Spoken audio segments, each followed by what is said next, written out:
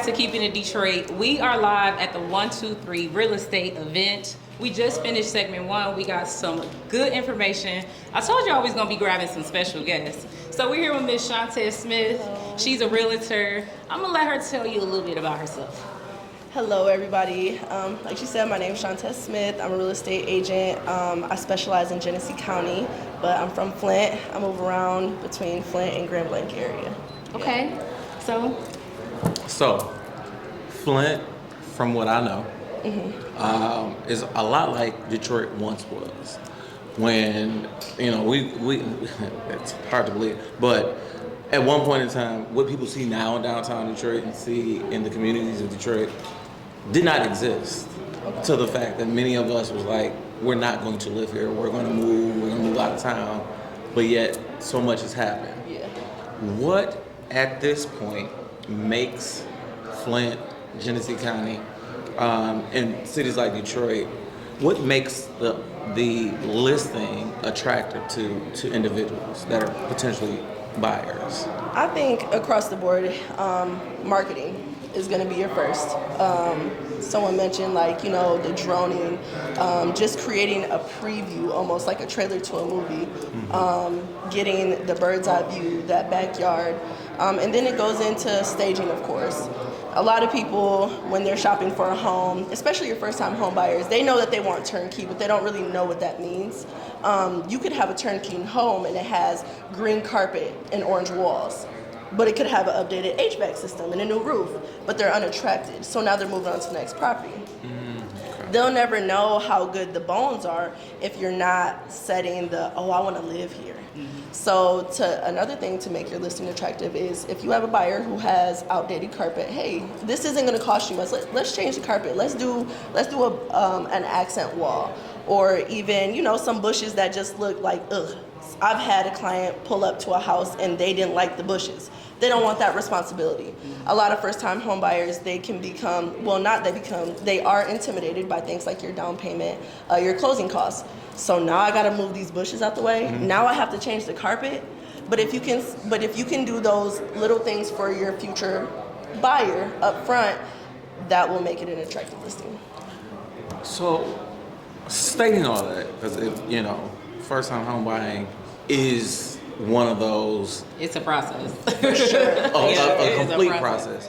But what you were talking about, the additional monies that have to be put in. What can a buyer do? Like, is it okay to? What I'm hearing is it's okay to ask questions. Absolutely. But how do you go about that in asking questions?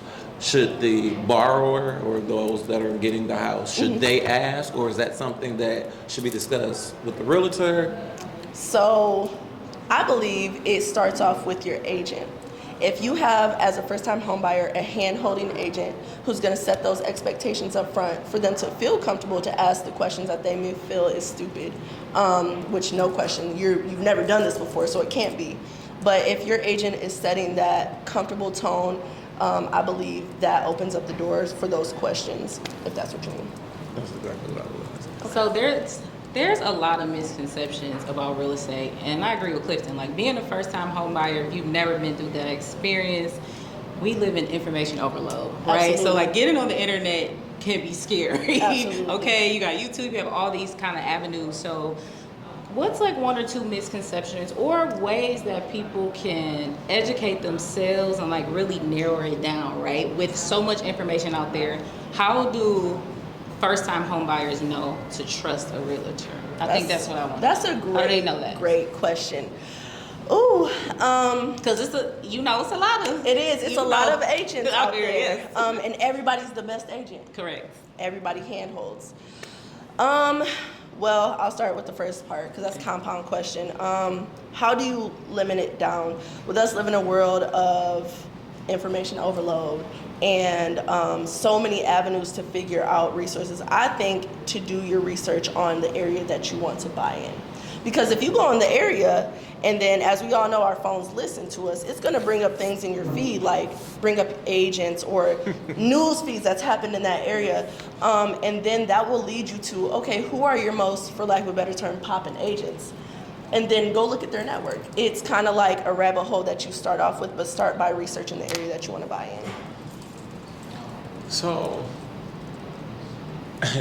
what we're learning and what we're seeing across America is that once densely populated areas, right? They used to be densely populated. Yeah. Then we had that whole mass exodus of everyone moving away from the city to the suburbs, due to various reasons. Sure. But when I think of Flint, when I think of Detroit, I think of what was once the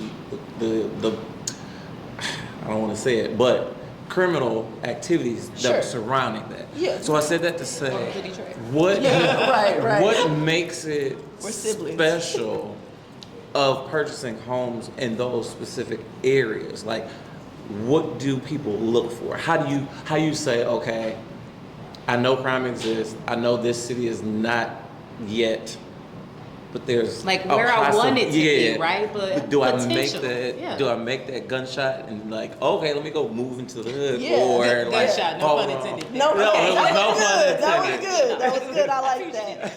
Wordplay. Yeah, how do you make that leap? Well, first, you can't make anybody do anything, but it takes a certain a visionary. It takes a visionary to be like, I see what this is right now. I have been able to, do my research and project on what it's going to be and what's happening.